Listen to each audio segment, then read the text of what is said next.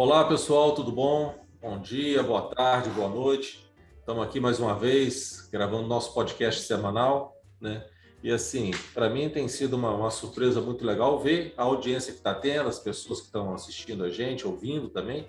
Está muito legal, agradeço a vocês aí pela audiência, tem sido uma experiência muito bacana para a gente poder estar compartilhando com vocês tantas histórias bacanas, tantas histórias que vêm ajudando a gente a construir o nosso legado aí, né? Então, assim, e hoje temos aqui uma pessoa que tem pouco tempo que está conosco, então nós vamos conhecer quase que juntos, né? Claro que eu já conheço a jornada desse nosso colega aqui há um pouco mais, né? Que a gente já vinha conversando há bastante tempo, né? E hoje ele está aqui conosco, Luiz Cláudio, né, que é o nosso Head de Serviços do Espírito Santo, né? Que está conosco aí uns 6 meses, né? Já construindo, ajudando a construir o nosso legado aí. E vai estar contando um pouquinho da sua história aqui com a gente, né, Luiz? Tá, então, um bom dia para a turma aí, Luiz. É isso aí, Marcelo. Bom dia, Marcelo. Bom dia a todos que nos ouvem. Realmente eu estou aqui há pouco tempo, mas é assim a sensação que eu tenho, né, que eu estou há bastante tempo, né? Até porque a gente já tem uma história juntos aí, né? E isso me deixa muito feliz, né? Legal. Muito Já gratificante. corrido que vocês vão descobrir como é que a gente é nada juntos aí. Isso, exatamente. Daqui um pouquinho para frente, vocês vão descobrir, né? Deixa a turma descobrir isso aí. Mas então estamos aqui gravando mais o nosso episódio, né? O Luiz está conosco aí. Tá? Vai estar contando um pouquinho da sua história. Eu espero que vocês gostem. Então, dá uma relaxada aí, sentem e aproveitem, porque tem muita coisa boa para a gente aprender junto aí. Tá? Mas antes de tudo, Luiz, conta um pouquinho para a gente, né? Faz uma apresentação de você, como é que você chegou até aqui, aonde que você nasceu, sabe? Em breves palavras aí, dá uma passeada aí pela sua história de vida, como é que você chegou, né? Para a gente poder aprofundar um pouquinho nesse bate-papo nosso aí. Então, Marcelo, eu sou natural do Rio de Janeiro, né? Eu nasci no centro da cidade. Nasci no Legal. centro da cidade do Rio de Janeiro. Até pelo sotaque aí, a pessoa vai perceber que assim, tem aquele sotaque característico, né? Não tem jeito. Nasci no centro da cidade do Rio de Janeiro. Na ocasião, eu morava num bairro chamado Vigário Geral, né, no Rio de Janeiro. Alguns devem ter escutado, né? Porque assim, são aquelas famas boas e ruins que o Rio de Janeiro tem. E assim, como que foi a minha infância, né? Vou falar um pouquinho para vocês da minha infância, que é uma coisa que eu conto que eu gosto de lembrar, né? Assim, contar ela me faz até reviver um pouco e eu tenho muita alegria nisso aí, né? Eu venho de uma família pobre, né? Assim, a minha família, os meus avós moravam em comunidade, né? Comunidade do Rio de Janeiro. Meus pais são mineiros, né? Meu pai é mineiro da cidade de São Geraldo, né? Próximo de Ubá, Visconde de Rio Branco, Zona da Mata, né? E a minha mãe é da cidade de Carangola. Nossa! E eles se conheceram no Rio de Janeiro. Né? Eu falo que eu sou carioca assim por acidente, não é assim dizer. Porque assim, sou filho de pais mineiros. Você sabe que meus pais são de Carangola também, né, Luiz? Não sei se eu vi, você estou escutou. sabendo, sim. Eu escutei esse podcast, vocês são de Carangola. Para quem não sabe, Carangola deve ter, sei lá, uns 10 habitantes, né? É uma cidade bem pequena de Minas Gerais, né? É muito pequena, realmente. É muito pequena. E a minha avó, né, ela é filha de português com índio, né? E assim, ela é dessa região e é muito engraçado. Temos as nossas histórias, se eu fosse contar aqui, seria durante muito tempo. Mas, e assim, como que foi essa infância, né? Essa infância, inicialmente, ela foi muito voltada aí para brincar mesmo, né? No início da minha infância era brincar na rua, onde tinha vários amigos, enfim. A gente brincava naquela época, as brincadeiras eram totalmente fora daquela coisa de conexão, de computador, aquelas coisas, né? E a gente interagia muito mais. Meu pai, ele é mecânico e eletricista, né? E a minha mãe sempre foi dona do lar, assim, uma pessoa fantástica, assim, que sempre me apoiou muito nas minhas decisões até hoje, né? E, por conta disso, quando eu tinha aí... Eram duas coisas muito distintas dentro da minha casa. Era meu pai, naquele objetivo de me puxar para o lado de me mostrar uma profissão, né? Que era uma coisa muito boa. Naquela época, a gente podia seguir para uma oficina, coisa nesse sentido, com uma idade de 10, 11, 12 anos, né? E minha mãe, por outro lado, ela tinha sempre aquela mente, não, meu filho tem que estudar, meu filho tem que seguir em frente, né? Então, assim, você tem uma ideia como é que eram dois pesos, né? Assim, dentro de casa, né? E aí, a minha mãe tinha muito essa questão de fazer salgado, cocada, essas coisas para vender, né? Então, assim, eu com 10, 11 anos, eu conto isso com o maior orgulho, né? Com 10, 11 anos, eu saía para a rua com os meus tabuleiros de empada, que minha mãe fazia, e às vezes era cocada e vendendo, né, na rua. Eu falei, mãe, a senhora faz aí que eu vou vender essas cocadas para a senhora. E eu saía dando a volta. Rapaz, você sabe que você está contando isso, né? Assim, e coincide com uma série de pessoas que já passaram por aqui. Tem um pouco disso, né? Assim, que quando novos, né, quando criança, ajudaram a vender. Eu gravei com outras pessoas aqui também já que venderam o sonho, outro vendeu ovo, né? Semana passada eu gravei um aqui que vendia ovo e tal. Eu acho que eu vou colocar isso no processo de seleção. Se a pessoa trabalhou enquanto criança, pode contratar que vai dar certo. Né? É verdade, é verdade. No meu caso, eu vendi rapadura na feira quando criança também. É mesmo? Será que legal, tá vendo? Então, era uma coisa muito bacana. E eu saía vendendo aquela cara, aquele garotinho magricelinho, que eu sempre fui muito fininho, né, e tal. Saía com aquele tabuleiro, assim, a minha felicidade era voltar para casa, era assim, o objetivo era exatamente esse, né? Tinha uma meta, né? Como que era? Era voltar para casa com aquele tabuleiro vazio, né?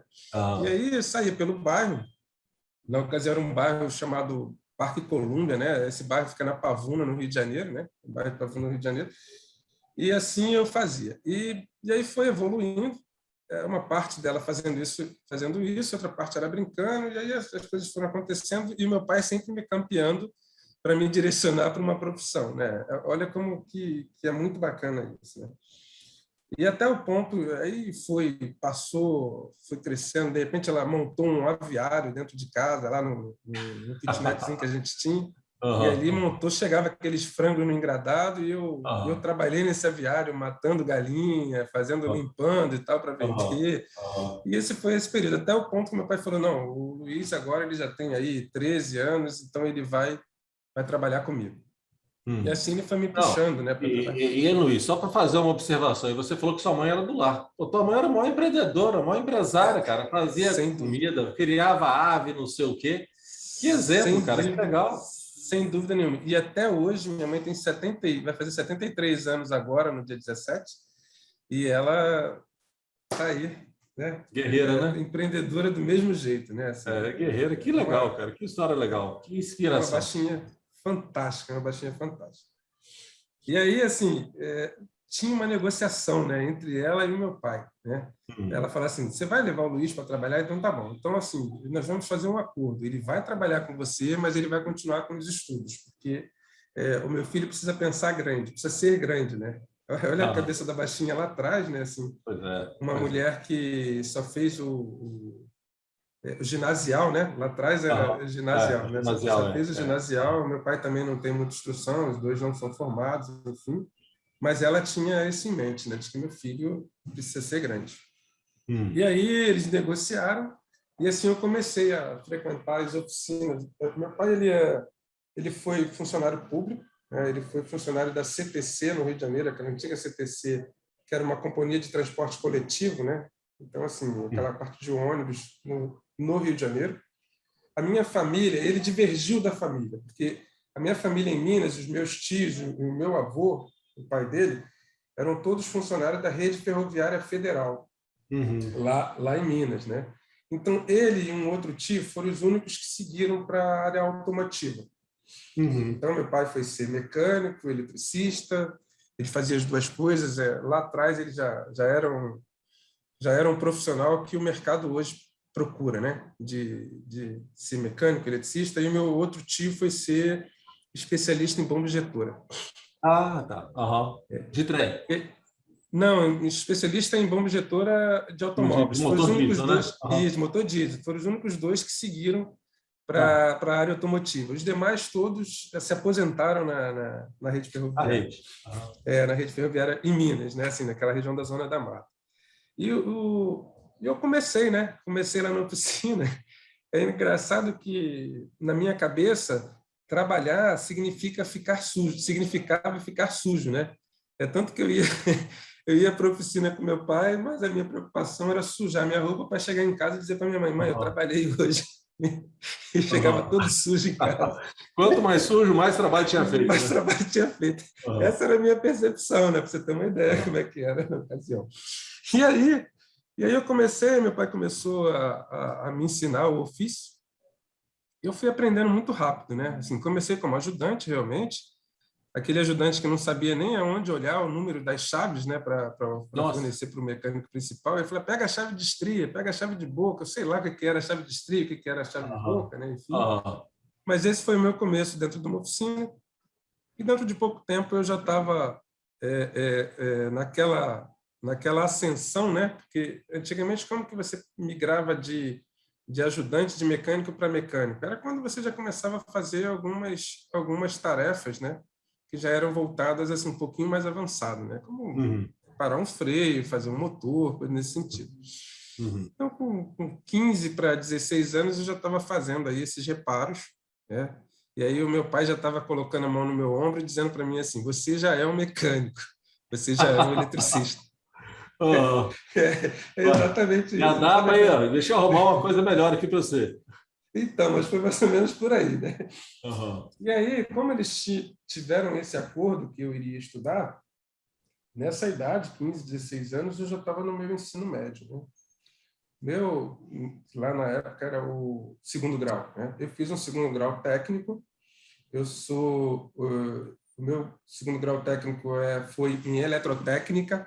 Então, assim, sou técnico em eletrotécnica, onde eu fazia... escola técnica e tal. Fiz escola técnica, né? Escola técnica chamada Juscelino Kubitschek, né? Escola Técnica Estadual, Juscelino Kubitschek. E aí, quando eu terminei esse ensino médio, foi quando eu comecei efetivamente a trabalhar sem a companhia do meu pai, né? Comecei aquele mecânico realmente já profissional e que ia seguir a sua caminhada na vida. Tinha até diploma, né? Pois é, né? Tinha até diploma, rapaz. E como que foi essa... Aí eu falei, não, peraí, se eu vou seguir essa vida, né, de mecânico, nessa área de manutenção, eu preciso investir. Então, foi o momento em que eu comecei a fazer a escolha, né? Porque, assim, até essa idade, eu confesso para você que passa muita coisa na sua cabeça. Eu quero ser isso, eu quero ser aquilo. Até piloto de caça da Força Aérea eu já pensei ser, entendeu? Eu fazia um investimento muito alto, tinha todas as revistas que comprava. Eu quero caça F5, aquele caça F5 era a minha paixão, né? Eu me via dentro de um caça daquele ali, enfim, e isso passou. E eu falei, é esse caminho que eu vou seguir, então é esse caminho que eu preciso investir. Então, eu comecei a investir fazendo curso no Senai, efetivamente o curso de mecânica no Senai. A partir dali, eu comecei a fazer aquelas certificações da ACE, né?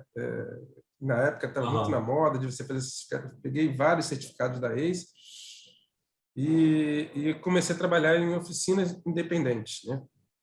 Essas oficinas independentes, como que elas contribuíram de uma forma bastante positiva na minha formação?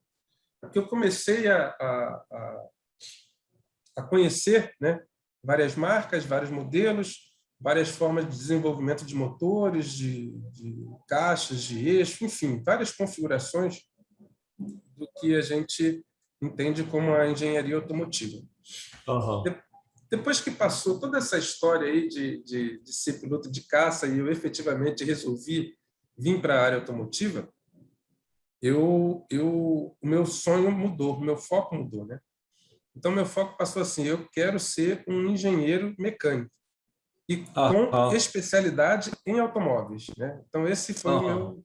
Aí deixou de ser um sonho para ser um objetivo. E aí, minha trajetória profissional, paralela a isso, né? Como que ela foi caminhando, né? eu fui convidado para trabalhar numa empresa para ser assistente técnico de um fabricante de embreagem, de linha comercial. E aquele foi meu primeiro grande desafio nessa jornada para... Mas você já tinha feito engenharia? Estava fazendo? Tinha começado? Não. Nessa época eu não tinha começado ainda a minha engenharia. Comecei um pouco depois, né? E eu fui convidado para esse fabricante, é um fabricante de São Paulo, e eu fazia assistência técnica no Rio de Janeiro, aqui no Espírito Santo, né? E na região de Juiz de Fora, em Minas. E esse foi o grande impulsor para eu chegar até aqui, né? Por quê? Porque eu comecei a pensar diferente. Eu comecei a olhar. Dentro daquela parte de assistência técnica, eu comecei a desenvolver algumas habilidades diferentes daquela de mecânico, né? Porque são focos diferentes, né? Eu digo para você assim, que eu trabalhei na minha vida uns 12 anos como mecânico.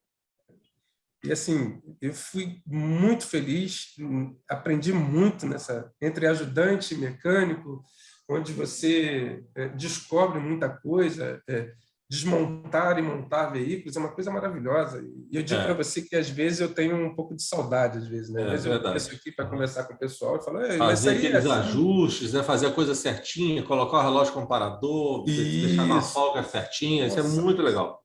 é muito legal isso, é muito, muito gostoso. E nessa empresa, eu desenvolvi dessa empresa de assistente técnico, com 3 anos trabalhando nessa empresa, eu fui convidado a trabalhar numa outra empresa que era ser assistente técnico de suspensão de veículos comerciais, né? Que é essa empresa, aí foi quando eu comecei a fazer a minha engenharia. E o que acontece? Quando eu era assistente técnico dessa primeira empresa fabricante de embreagem, eu fazia faculdade, né? É aquele negócio. Fazer faculdade de engenharia é um curso caro, né? E a minha família é caro, difícil, e a minha família não podia bancar esse curso, né? Nem eu também, com meu salário de mecânico, eu não conseguia pagar isso. Então, qual foi a minha estratégia? Eu montei a estratégia do seguinte: 50% do curso de engenharia é matemática. E eu comecei a fazer pré-vestibular, fiz um vestibular para a Faculdade Federal do Rio de Janeiro, que é o UFRJ, e eu fui um dos alunos da primeira turma de matemática, licenciatura matemática à noite no Fundão, lá no campus do Fundão. Então eu comecei a fazer meu curso de licenciatura matemática na UFRJ. Quando eu entrei nessa empresa de suspensão, o meu diretor virou para mim e falou assim, Luiz, ele sabia do meu interesse de fazer engenharia. Ele falou, se você passar no vestibular para engenharia, a empresa paga 50% da sua faculdade. Opa, que legal. Mas eu olhei aquilo como um desafio gostoso, né? E assim eu pensei, poxa, mas eu já estou fazendo uma faculdade de matemática. Passar no vestibular para engenharia não é muito difícil, muito pelo contrário, né? E assim foi muito fácil, né? Eu passei, e aí quando eu cheguei para ele, falei, olha, passei no vestibular. Ele falou, então tá aqui, ó, esse aqui é o dinheiro para você fazer a matrícula. Mas foi uma felicidade incrível. Eu falei, agora eu vou fazer a minha faculdade de engenharia. E aí eu entrei no curso de engenharia, muitas das matérias que eram voltadas para matemática foi dispensado, enfim. E mesmo assim, os 50% da faculdade que caberia para o meu bolso ainda era um pouco puxado. Aí eu tive a grande felicidade de ter feito aquele curso de técnico de eletrotécnica lá atrás, e a faculdade tinha convênio com o CREA. Aí eu fui lá, fiz a minha carteira, me filiei ao CREA, e com o CREA eu tive mais 25% de desconto na faculdade. Opa, ou seja, ficou por 25%. 25%, exatamente. Que legal. Então, assim, foi magnífico, né? Muito legal. E assim eu fiz os meus 5 anos aí de curso de engenharia mecânica, com especialização em automóveis. Quando eu estava no final do curso, faltava aí 2 semestres para finalizar esse curso, a empresa onde eu trabalhava, ela começou a passar por dificuldades financeiras. Enfim, né?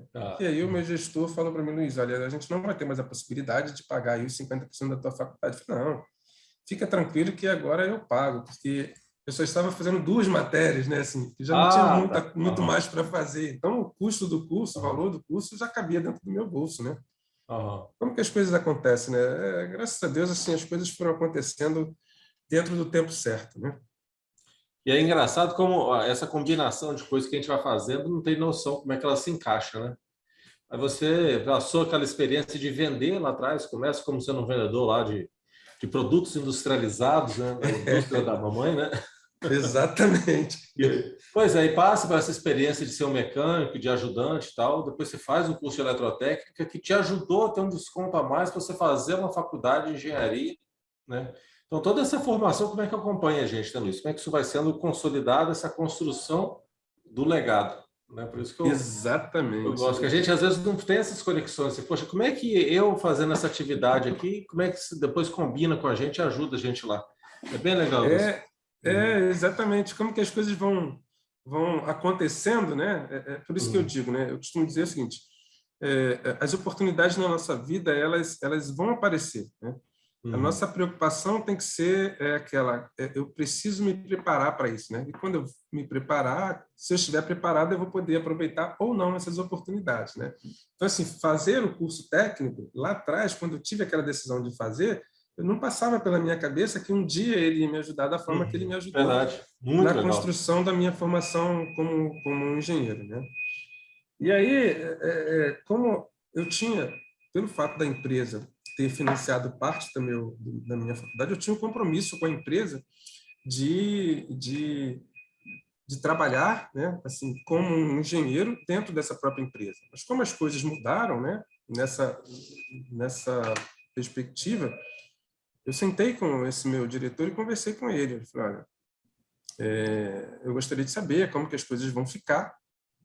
E assim ele me deixou muito, como é que eu diria para você? À vontade, né? Muito à vontade para aquilo para a decisão que eu fosse tomar. E aí, o Marcelo, olha como que as coisas encaixam, né? Aí foi o passo que eu digo para você como eu comecei a chegar na Mercedes-Benz, né? Como que apareceu a Mercedes-Benz na minha vida. Tinha um amigo que trabalhou comigo nessa empresa, que ele já tinha saído da empresa, né? E ele ficava me ligando, falou, Luiz, manda seu currículo para um concessionário do Rio de Janeiro. Manda seu currículo para cá, porque tem um projeto chamado... Acho que não era o Renove ainda, mas era uma incubadora ainda. Manda para cá o seu currículo, enfim, porque esse é um trabalho que eu acho que se encaixa muito com você, porque você tem essa questão técnica misturada com a questão comercial, que sempre foi uma característica minha, né, de trabalhar o lado técnico e também trabalhar o lado comercial, andar os dois juntos, né? E eu falava para ele, não estou interessado não, tal, estou bem aqui na empresa e tal. E vários foram os convites, né? Até o ponto que eu falei, não, tá bom, então eu vou aí para conversar. Eu fui conversar com o gestor lá, o gerente de peças, ele falou, não, nós temos um projeto aqui, enfim. Conversei com ele e a coisa não virou, não andou. Mas também é aquela questão, né? Eu fui porque ele insistiu muito. Só que teve uma outra situação. Não andou para esse lado. Passados uns 2 ou 3 meses, eu recebi um novo chamado. Ele é engraçado, eu saí de casa para trabalhar. E eu estava num cliente, ele me ligou desesperado. Luiz, vem aqui, vem aqui. Falei, como assim vem aqui? É que era para eu te avisar na semana passada. Isso era uma segunda-feira. Era para eu te avisar na semana passada, mas veio um rapaz de São Paulo para fazer uma entrevista com você. E como fazer uma entrevista, cara? Não estou sabendo de nada. Como que você vai fazer uma entrevista comigo? Não, é porque surgiu aqui uma vaga para ser instrutor do centro de treinamento. E dentro do seu trabalho, você é a pessoa... Cara, você está louco, eu saí de casa para trabalhar e você está dizendo que eu vou fazer uma entrevista? Não, vem aqui, tá bom. Eu fui. A entrevista era 2 horas da tarde, eu terminei o que tinha que fazer da parte da manhã e eu fui para lá. E quando eu cheguei lá para fazer a entrevista, eu sempre fui muito espontâneo, né? Até para uma entrevista de emprego, eu sempre fui muito espontâneo. Claro que dá aquele friozinho na barriga, como sempre dá, né? Naqueles desafios que a gente vai encontrando, e eu considero isso, inclusive, até muito saudável, né? O friozinho na barriga significa que você se importa com aquilo, que se você... importa, toma os cuidados, né? Exato, exato. E aí eu sentei para conversar com esse gestor e mais o diretor do concessionário, né? E aí a gente começou a conversar, enfim, no final das contas parece que eu entrevistei mais do que fui entrevistado nesse primeiro momento. E aí era para ser realmente instrutor do centro de treinamento homologado da Mercedes-Benz naquele concessionário. Rio Diesel deve ser, né? Rio Diesel. Rio Diesel. E aí eles me perguntaram, qual a experiência que você tem com treinamento? Eu falei, a única experiência que eu tenho com treinamento é que no meu trabalho como assistente técnico, eu faço o treinamento das equipes de manutenção de como você trabalhar o plano de manutenção, como que você faz as observações que você tem que ter e associado à minha experiência como mecânico, da minha passagem de mecânico, isso colabora muito no trabalho. Tá bom, perfeito. Só que a gente vai ter que ter uma segunda entrevista, que agora é com a Mercedes-Benz, porque quem contrata o instrutor é a Mercedes-Benz. Eu falei, gente, que desafio é esse? Né? E coincidiu, ele falou, nós vamos te ligar. Olha que coisa interessante, Marcelo. Na época, quem era o gerente da área de treinamento da Mercedes-Benz era o Sérgio Forato.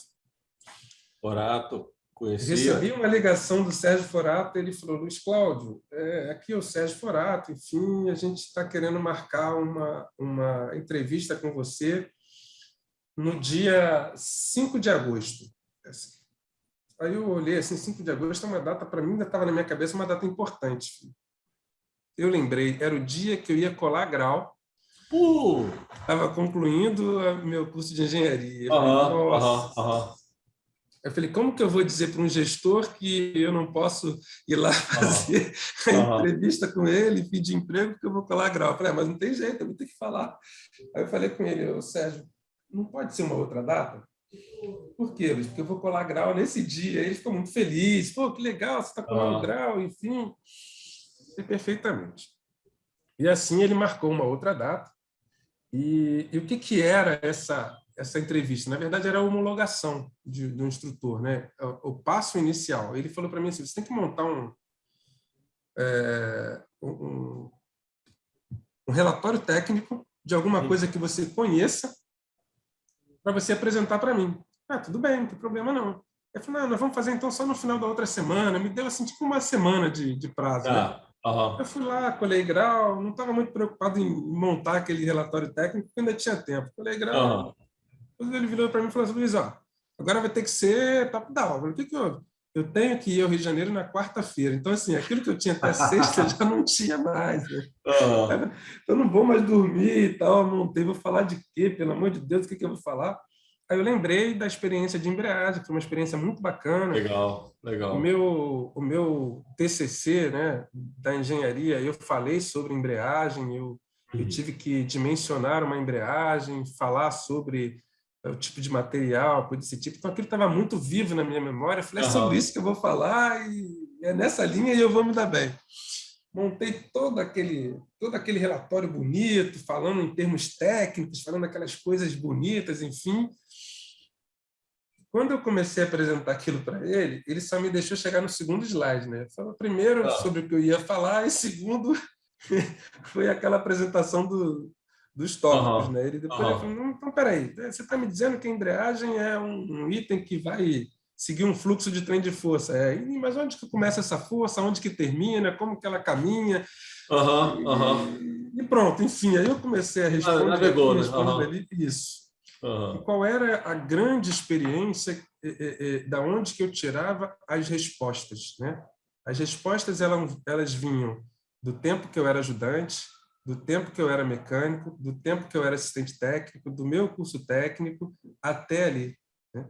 Então observa que como que as coisas foram se encaixando, como que as coisas foram fluindo, combinando, né?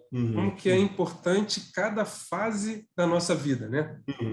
Que ela vai contribuir até o final da nossa vida. Não tem dúvida. Não tem, eu penso assim, né? Não tem experiência perdida.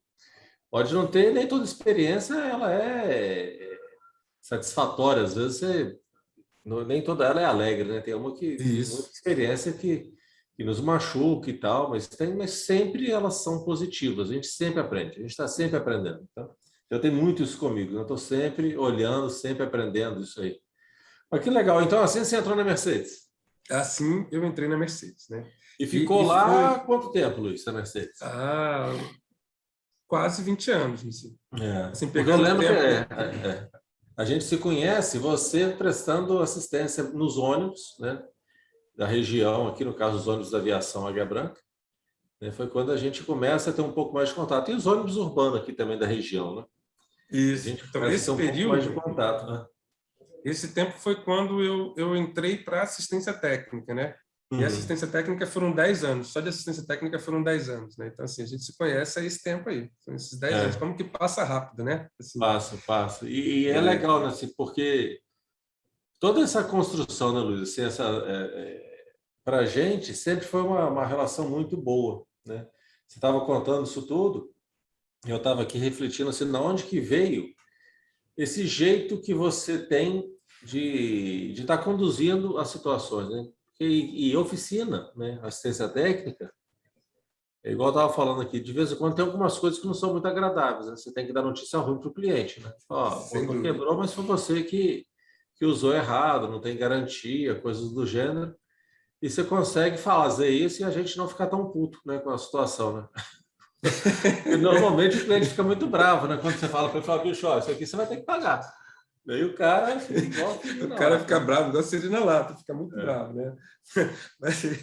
Mas é verdade, isso você, com o tempo... Mas somando tudo aí, Marcelo, eu diria para você que um período que eu cresci muito na minha vida profissional foi esse período aí de ser instrutor de treinamento. É prazeroso, né, Luiz? Você vê que coincidência. Eu também passei por esse caminho. Você vê que os nossos caminhos se cruzam em diversos pontos, né? Meus pais também são de Carangola. Eu também comecei com área técnica, fiz engenharia, né? Passei pela escola técnica também. Comecei como centro de treinamento, né? No mundo Mercedes. Né? Dei aula para bastante mecânica e sentia muito prazer de ensinar. Né? O ensinar é um negócio muito gostoso, né? É muito gostoso, é muito prazeroso. E você vê aqueles mecânicos chegando com o mesmo nível de conhecimento que eu tinha quando era mecânico, e você saber qual era a necessidade, o que ele precisava, e você conseguir, né, conduzi-los para ser um profissional melhor, né, no futuro. Esse era o maior preço, né, assim, o maior valor atribuído. Não era salário, não era nada nesse sentido. Era exatamente você ver o brilho nos olhos quando você, em determinadas aulas, você retratava a dificuldade que eles tinham e por que eles tinham aquela dificuldade, porque faltava aquele conhecimento para olhar de forma mais ampla, olhar de fora. Você transforma a vida das pessoas, né, Luiz? Isso é uma coisa que agrada muito, né? Assim, você ser fator de soma na vida das pessoas, né? Sabe? Então, para algum profissional daquele, com certeza ele pôde dar alguma solução melhor depois que passou por um aprendizado e tal, ele pôde evoluir a vida dele, né? Eventualmente teve até promoções, eventualmente ele conseguiu trazer soluções, ajudou a gente. Quando a gente é fator de soma para o outro, é muito bom, muito agradável. Sem dúvida nenhuma, sem dúvida, né? E hoje, mas e aí a gente começa essa conversa, jornada, aí ficamos juntos, então, aí, quase uns 10 anos aí, e aí você vem para trabalhar com a gente. Eu estou tentando te dar um pulinho na nossa história aqui, não vai dar para a gente passar todos esses anos de Mercedes, porque o tempo não vai deixar. Né? Não, e aí eu chego, né? Eu só queria fazer Como é que foi essa decisão, Luiz, de sair da Mercedes, que é uma empresa fantástica? Eu tenho grandes amigos lá dentro, é um lugar assim, que eu tenho muito respeito e admiração. Né? Como é que foi esse friozinho na barriga de novo, né? Sair do Rio de Janeiro, vir para Cariacica, Vitória, aqui viver aqui e estar com a gente, uma empresa menor que a Mercedes é uma multinacional fantástica, né? E como é que foi esse momento, Luiz? Conta para gente. Então, o Marcelo, conforme eu falei para você, foram 10 anos na área de assistência técnica e assim, chega um momento que você percebe que você precisa crescer, né? Vamos dizer assim, não é que eu não estivesse crescendo, porque eu tive, durante toda a minha trajetória na Mercedes-Benz, um crescimento profissional e pessoal fantástico, né? É uma empresa, assim conforme você acabou de dizer, é uma empresa maravilhosa, né? Assim, para se trabalhar. E aí eu percebi que era o momento na minha vida de eu ampliar o meu leque de conhecimentos, né? Até ali eu estava muito com foco na minha vida técnica, né? Na minha área técnica. E aí quando surgiu a oportunidade, uma conversa que eu tive com o Alberto, foi engraçado que teve uma visita que eu vim fazer e o Alberto falou: Luiz, o dia que você pensar em sair da Mercedes, você lembra da gente? Eu falei, não, Alberto, claro, tranquilo, pode deixar que eu lembro de vocês sim. E aí, assim, coisa de uns 3 ou 4 meses depois, ele me ligou e falou: Luiz, tudo bem? Como é que você está? Tudo bem? Onde você está? Estou no Rio de Janeiro. Aí ele falou: o que você está fazendo no Rio de Janeiro? Eu falei: estou trabalhando. Eu estou trabalhando. Ele falou: não, vem para cá. Eu falei: não, minha agenda para ir minha agenda para ir é semana que vem. Eu falei: não, você não está entendendo. Vem para cá que eu preciso ter uma conversa contigo. Eu falei: tá bom, eu estou seguindo para aí. E a gente iniciou uma conversa, né? Quando eu saí dessa conversa, Marcelo, assim, eu falei: gente, tem alguma coisa que... aquilo que te tira, assim, Eu sempre fui uma pessoa muito centrada ali, né? Assim, eu diria assim, até a pessoa fala que eu sou muito certinho, é meio Caxias e tal. E aí, quando ele colocou essa possibilidade, eu comecei a ficar ruminando isso no meu pensamento. Rapaz, é uma situação diferente, né? Eu vou passar a ser um gestor de uma oficina, assim, que é um ambiente que eu domino a nível técnico, e o meu grande desafio é o desafio de gerir, né? Que é gerir pessoas. Acho que o fundamental de toda a gestão é você gerir pessoas. O resultado ele é uma consequência dessa sua gestão de pessoas, né? E processos. Exato. E aí eu falei: é esse o caminho que eu estou precisando. Esse é o combustível que eu estou precisando na minha vida nesse momento, né? Muito legal. Só que tinha aquele friozinho na barriga, né? E agora, mas é esse que é o bom. Vou largar alguns anos de Mercedes, uma multinacional, da qual eu tanto gostei de estar, assim, surgiu na minha vida como... E daí eu comecei a pensar, então, mas ela surgiu naquele momento. Então, esse é o momento de um novo desafio, de eu dar continuidade ao meu crescimento pessoal e profissional. E aí eu cheguei em casa para conversar com a família, né? Falei: olha, vamos sentar aqui, vamos conversar, porque eu tenho algo para contar para vocês. Aí eu comecei a conversar, não tem um desafio novo, esse desafio é num outro estado, é um estado que eu conheço, acho que para mim a adaptação pessoal não vai ser difícil, porque eu já frequento o estado há alguns anos, agora para vocês não vai ser, pode ser que seja diferente, mas aí eu expliquei o porquê que eu estava inclinado a aceitar esse desafio, né? E aí a gente conversou durante algumas semanas, eu falei com o Alberto, falei: Alberto, você me dá um tempo aí que eu vou conversar com a minha família e eu te dou essa resposta. E assim eu conversei com eles e a gente entrou num consenso. Eu falei: tá bom, então eu vou dar lá a minha resposta. Eu liguei para o Alberto e falei: Alberto, é o seguinte, eu topo o desafio. E assim, eu confesso para você, Marcelo, que durante esse tempo atendendo aqui a região, atendendo o grupo de vocês, eu sempre tive um grande, eu vou dizer agora o nosso grupo, né? Porque agora eu estou inserido dentro desse grupo. Eu sempre tive uma grande admiração pela forma profissional com que o grupo ele toca os seus projetos, né? E eu tive a oportunidade de conhecer vários grupos, vários projetos, enfim. E eu sempre tive essa admiração E sempre que eu tenho oportunidade, eu sempre comento, né, do quão profissionalizado é a estrutura Águia Branca, né? Além da profissionalização, existe algo que me chama muita atenção e vai de encontro com a minha política, com a minha forma de pensar, né? Que é a questão de cuidar de pessoas, né? Então, assim, foi isso que o desafio... Respeito às pessoas, né? São valores. Exato. É o desafio que me atraiu por essa linha. Bom, agora, durante todo esse tempo dentro da Mercedes, eu preciso fazer uma saída honrosa dentro da Mercedes, no sentido de conversar com os meus gestores, explicar o porquê da minha decisão, enfim. E eu fui. O meu gestor direto, na época, era até um gestor novo na Mercedes, né, na área de ônibus, né, o Marcos Araújo. Eu falei, Marcos, a situação é essa, enfim. Aí, como ele era um gestor novo, eu falei, não, a gente vai ter que conversar com o Júlio Silva, né, que é o gerente sênior. Não, vamos conversar com ele. Eu falei, então marca uma reunião para conversar com ele. Eu fui até conversar com o Júlio Silva. O Júlio Silva, então, aquele jeitão engraçado que ele tem, você até conheceu o Júlio?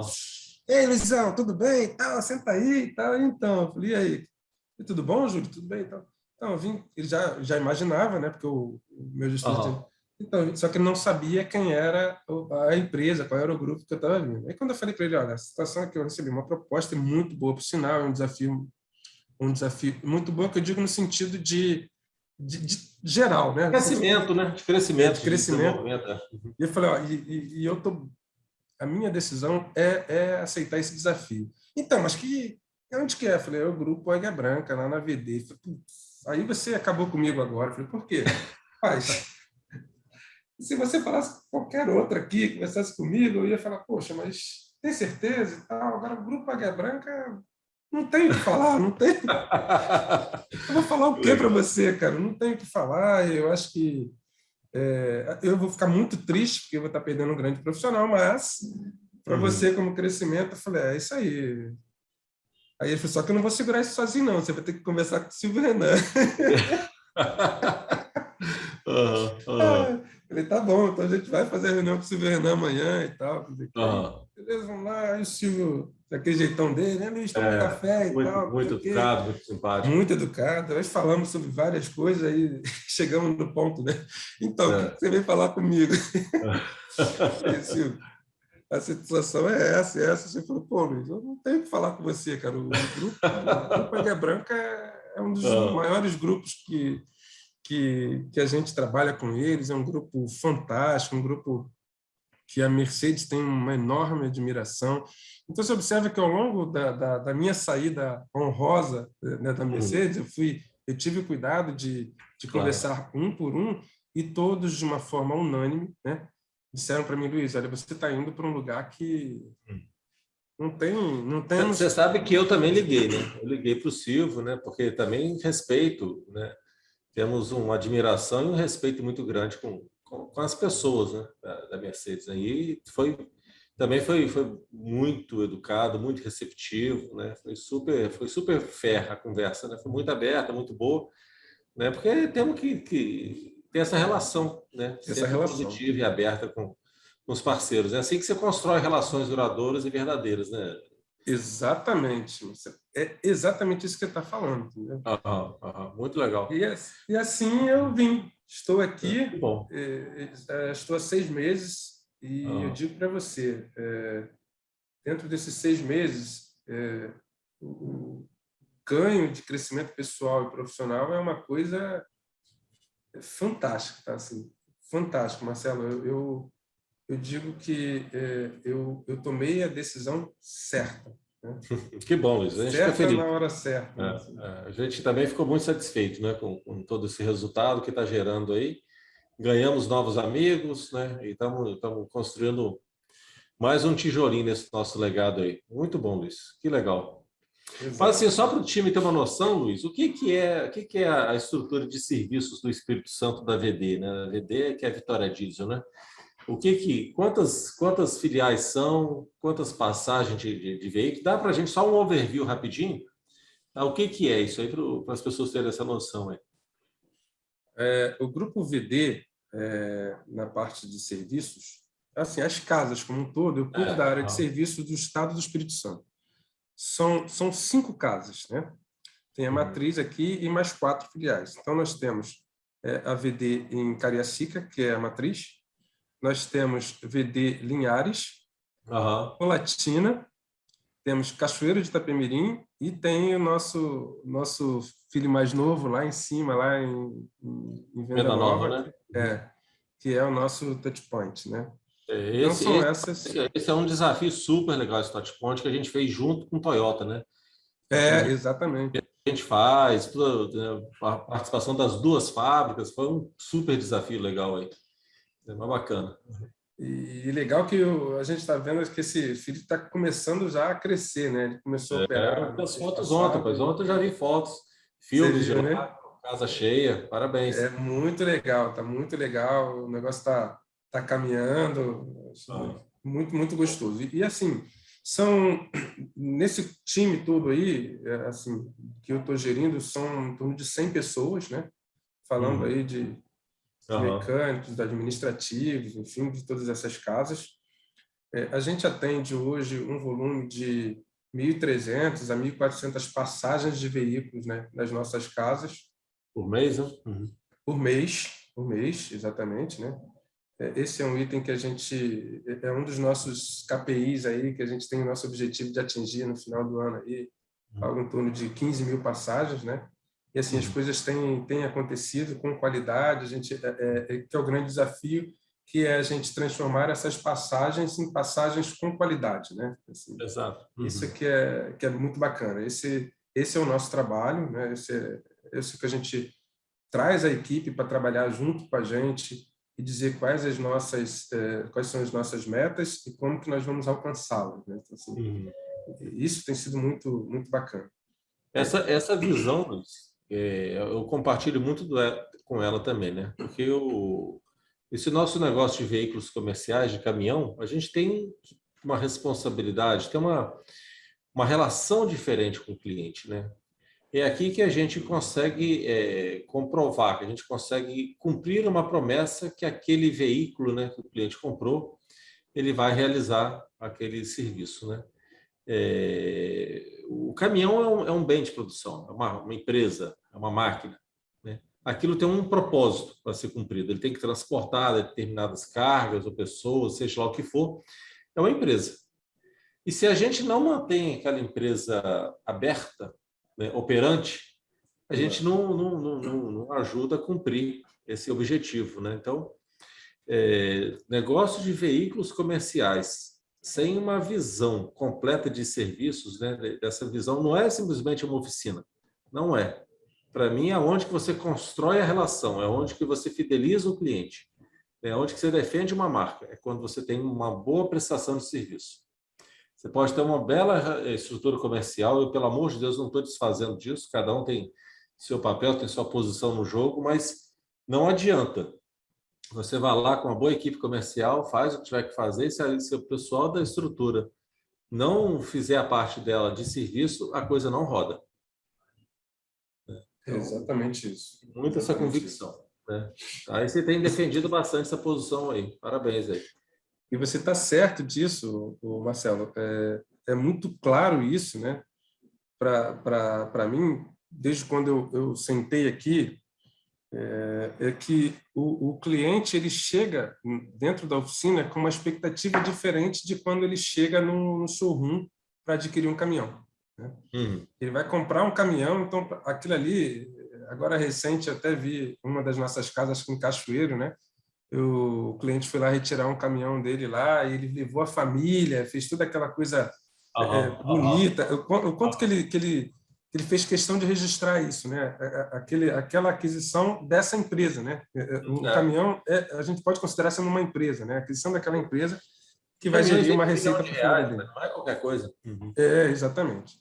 Agora, quando ele chega na oficina, ele tem uma expectativa diferente, né? No primeiro momento, ele já chega um pouco já chateado pelo fato de que o veículo dele, que a empresa dele vai ter que ficar parada por alguns dias ou não para fazer aquela manutenção. Ele fala, se alguns dias ele sabe que vai ter que ficar, fazer uma revisão ou algum outro tipo de manutenção, Então, ele cria aquela expectativa. Qual é a primeira expectativa? É a do prazo, né? Ó, eu cheguei, olha, o seu carro ele vai ficar aqui parado 2 dias, porque ele vai ter que fazer esses reparos. Então, ele cria aquela expectativa de que ele vai ficar sem aquele veículo por 2 dias. Então, ele tem uma programação de que ele vai parar o carro no início e 2 dias depois ele pode contar com aquele veículo naquela programação. Quando aquilo foge a esse contexto, isso já gera para ele um estresse muito grande por conta de que ele também tem um cliente para atender. Então, tem uma série de coisas que ocorrem no cliente. Então, qual que é a minha percepção junto com o meu pessoal, ou pelo menos a minha conversa com o meu pessoal? Nós temos que nos colocar no lugar do cliente. É aquela questão de você colocar o sapato do outro, né? Então, assim, calçar o sapato do outro. Qual é? Vamos nos colocar no lugar do cliente, né? Então, o veículo abrir uma ordem de serviço, o tempo para abrir uma ordem de serviço, o veículo está na vaga de reparação e o produtivo trabalhar, ir buscar uma peça, ou seja, o tempo inicial de reparo até o término do reparo, todas as pessoas que participaram desse processo precisam estar comprometidos com o compromisso do cliente. Isso não é muito fácil, né? Isso não é muito fácil porque, às vezes, as pessoas elas só conseguem enxergar uma parte do processo.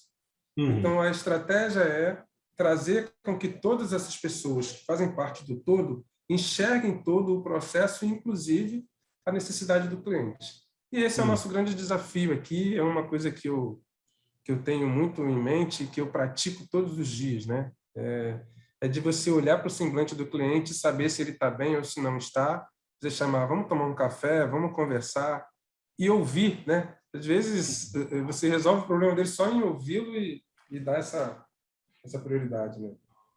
Verdade, Luiz. É uma pena o tempo aqui está espremendo a gente, né? Mas papo super bom, a gente tem história aqui, tem que ser mais de um café só é pouco para nós. É verdade.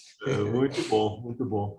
Mas me dá uma visão de futuro. Para onde que você acha que as oficinas estão indo? Como é que você acha que, na sua percepção, é claro que futuro a Deus pertence, né? Mas o que você acha que a gente deveria estar estudando mais, se preparando mais para frente aí? Então, Marcelo, se você me fizesse essa pergunta há uns 5 anos atrás, eu diria para você, daqui a pouco nós vamos chegar naquela era tecnológica, naquela era onde a gente vai fazer um reparo de um veículo com óculos de realidade aumentada, onde a gente vai fazer um diagnóstico do veículo à distância, enfim. E eu disse isso há 5 anos atrás, mas hoje isso já está acontecendo, né? Então, óculos de realidade aumentada, o veículo cada vez mais conectado, como o New Actros, que é o nosso grande lançamento aí, que tem ido muito bem no mercado. Então, para onde que nós vamos, né? Nós vamos para um caminho em que a execução dos processos implementados dentro da área administrativa de uma oficina, ela vai proporcionar uma maior agilidade no atendimento, né? Até uma situação interessante, quando eu sentei aqui, falei, nossa, mas o número de papel que tem no nosso processo de abertura de OS, enfim, o número de assinatura que o cliente tem que dar é uma coisa absurda, né? E eu liguei para a Jaqueline, né, lá na Mercedes, e falei, olha, não estou concordando com isso não. Falei, por quê? Porque o meu consultor leva de 15 a 20 minutos para atender um cliente, o número de assinaturas é uma coisa absurda, e sem contar o papel, a gente está numa era que a gente precisa ter grandes preocupações com o meio ambiente. A quantidade de papel que eu utilizo não tem uma questão de uma oficina mais conectada. Ela falou, não, Luiz, isso aí a gente já existe, a gente já está tendo os pilotos aqui dessa oficina conectada. Eu falei, perfeitamente, é isso que eu preciso trazer para as oficinas do Espírito Santo, né? Então, é uma coisa que a gente já está trabalhando aí, engatilhando para o próximo ano, vamos ver se a gente já começa a cair. Então, assim, o que é a oficina daqui para o futuro, que você me perguntou? É uma oficina mais conectada, é uma reparação cada vez mais remota, né? Assim, Então, o corpo técnico, ele cada vez mais tem a necessidade de se especializar.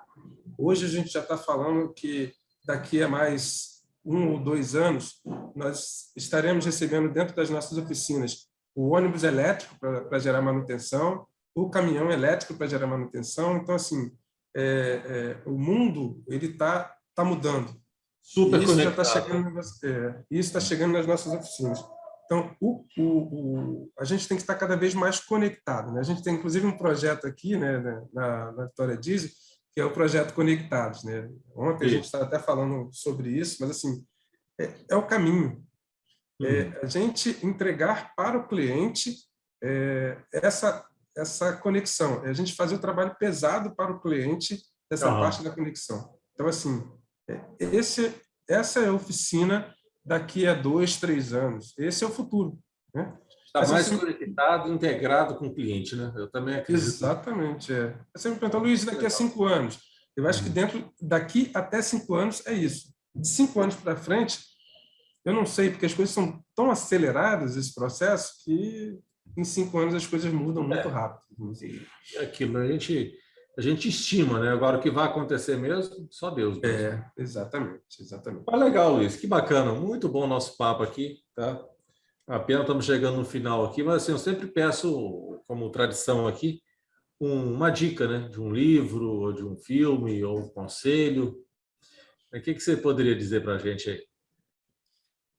Então, Marcelo, a gente observa que hoje a gente vive num mundo onde a gente tem muitas tarefas, muitas coisas para se preocupar, muitas reuniões, uma série de processos que a gente precisa acompanhar, né? E tem um livro que eu li alguns anos atrás, e isso eu trago muito na minha filosofia, que é o estilo 80-20, né? Como você obter 80% dos seus resultados focando em 20% das suas tarefas, né? Legal. De Richard Koch. Uma coisa assim fantástica, assim. Eu recomendo, né? Muito ler e tomar isso como uma experiência pessoal, que eu tenho feito isso na minha vida. Né? Verdade. Senão Às você vezes, acaba entrando outras naquela coisas dão muito impacto, né? Não dá Exato. atenção para isso, né? Não deixar de dar atenção para isso.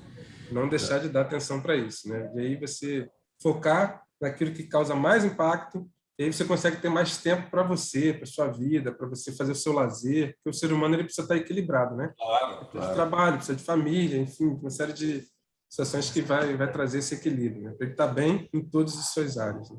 Ô, Luizão, obrigado. Que coisa boa conhecer um pouco mais vocês, cariocão aí. De novo, né? Minha esposa também é carioca, ser carioca é muitas coincidências. Nossas vidas se cruzaram em vários pontos aí, bacana. Verdade, Muito bom, né? muito legal, Luiz, tá? Então, assim, eu sou muito grato, né, por abrir esse tempo aí na sua agenda, compartilhar conosco um pouco da sua história, de, né, estar conosco aí já esse tempo aí, contribuindo aí nesse dia a dia nosso. Né, assim, sou muito grato mesmo, assim, por tudo, tá? Obrigado, tá? De coração. Sua família aceitar esse desafio, vim aqui virar Vilhavelense, né? Agora estamos aqui morando em Vila Velha. Vila Belenense, Uma exatamente. ótima cidade que eu moro também. Fico bem satisfeito aí. Obrigado. Deixar você fazer as considerações finais aí para a gente fazer o encerramento aí, Luiz. Então, Marcelo, eu também quero agradecer muito, né, essa oportunidade de falar um pouco, né? Falar um pouco da minha vida, da minha trajetória até aqui.